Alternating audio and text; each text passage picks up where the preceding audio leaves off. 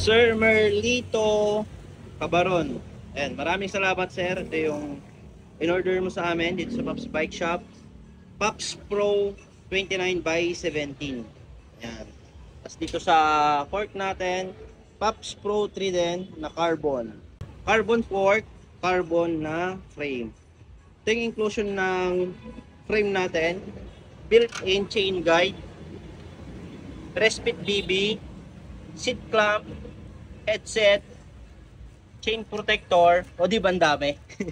Ayan, Pops Pro t-shirt. Ayan, swerte naman ni sir kasi naka free shipping siya sa atin. Ayan, COD via LBC.